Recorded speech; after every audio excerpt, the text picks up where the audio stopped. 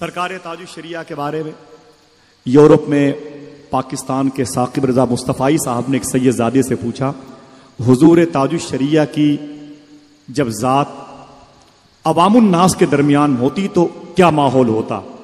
तो सैयद साहब ने कहा कि जब अवामुन नास के दरमियान होती तो ऐसे ही नजर आता जैसे चांद तारों के दरमियान।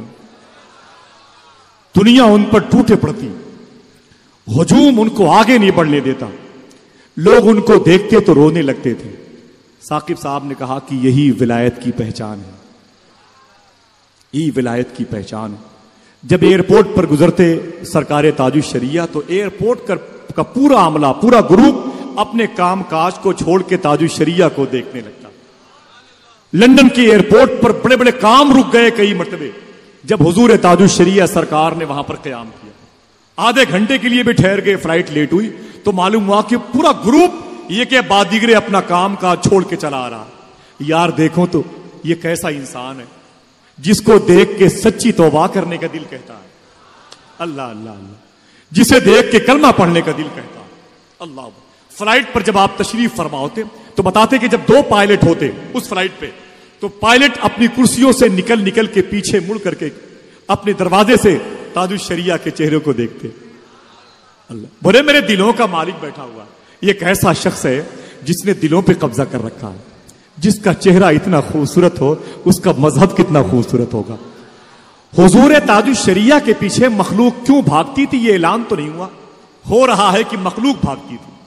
क्यों, कभी सोचा आपने पब्लिक क्यों भागती थी हुजूर ताजुश्शरिया सरकार की जात को सुनकर, उनके वजूद को देख करके? मालूम है, गौस आजम सरकार की करामत थी ये, कागजी बात नहीं, साबित करता हूं। गौस आजम अपनी मस्जिद बगदाद शरीफ में एंट्री कर रहे थे, साथ में उनके खादिम अली नसर थे। गौस आजम सरकार जब पहली सफ से दूसरी सफ, दूसरी से तीसरी सफ, तीसरी से चौथी सफ में आगे बढ़े, जामिउल जिलानी उसका नाम था उस मस्जिद का, तो अली नसर कहते कोई भी मस्जिद का मुक्तदी गौस पाक की ताजीम में खड़ा ना हुआ, न किसी ने गौस पाक का कदम चूमा, न किसी ने गौस पाक के हाथ को चूमा, न किसी ने गौस पाक के जुब्बे को चूमा, न किसी ने गौस पाक के पाकीज़ा जिस्म पाक के साये को चूमा। गौस पाक लोगों को हटाते जाते और आगे बढ़ते जाते।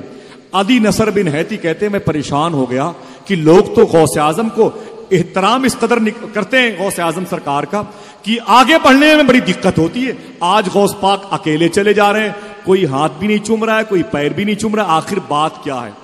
इतना सोचना था अली नसर बिन हैती का कि गौस आजम सरकार के करीब दाएं तरफ से एक साहब उठे, बाएं तरफ से एक साहब उठे, सामने से उठे, पीछे से उठे, फिर वही सलाम, फिर वही हाथ का चूमना, कदम का बोसा देखना, चूमना, जुब्बे को चूमना, इमाम शरीफ का बोसा देना। लोग लग गए, इतनी भीड़ जमा हो गई कि अली नसर बिन हैती को लोगों ने धक्के मार के बाहर कर दिए। जब ये बाहर गए तो सोचने लगे यार वो पहले ही सही था, कम से कम सुकून से मेहराबे हरम के साथ तो जाने वाला था। लोगों ने इतनी भीड़ पे अपने इश्क का इजहार किया, मैं खुद धक्के खा के बाहर आ गया हूं। इतना सोचना था कि गौस आजम उनसे मुखातिब हुए। फरमाते हैं अली नसर बिन हैती, मैं उन्हें इसलिए हैती कहता हूं कि बगदाद शरीफ से 250 किलोमीटर के फासले पर एक कस्बा हैत है जहां पर अली नसर की मदार शरीफ, उसका नाम हैत है, हीत नहीं है, इसलिए मैं हैती कहता हूं। बाकी आप उलमा और मशाइख की तहकीक मेरे सर आंखों पर।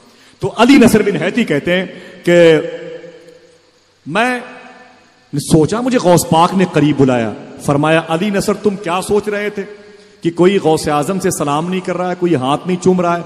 मैंने ये सोचा था कि मैं भी आराम से मुसल्ले तक पहुंच जाऊं और तुम भी आराम से मुसल्ले तक पहुंच जाओ, लेकिन तुम ये सोचने लगे कि कोई गौस आजम को पहचान नहीं रहा है, गौस आजम को सलाम नहीं कर रहा है। सुनो अली नसर, लोगों का दिल मेरी मुट्ठी में है, जैसे चाहता हूं मैं इस्तेमाल करता हूं। मैं चाहता हूं तो लोग मेरे पास आते हैं और नहीं चाहता तो लोग मेरे पास नहीं आते हैं। यह साबित हो गया कि 900 साल के बाद ताजुश्शरिया सरकार के करीब वही आता था जिसका दिल गौस आजम की मुट्ठी में होता था। यह साबित हो गया कि ताजुश्शरिया के करीब लाने वाले गौस आजम थे, ताजुश्शरिया के करीब लाने वाले गौस आजम थे। समझ रहे हैं आप? यह करामत है सरकार ताजुश्शरिया की, ज़ात से जुड़ी हुई सरकार गौस आजम। समझिए आप, बहुत बहुत शुक्रिया। तो बात सरकार गौसुल आजम के उस लाडले की है जिनके चेहरे को देखकर लोग कहते थे ये हम शबीह सरकार गौसे आजम के नवासे भी हैं और खुद भी शबीह गौसे आजम, खुद भी शबीह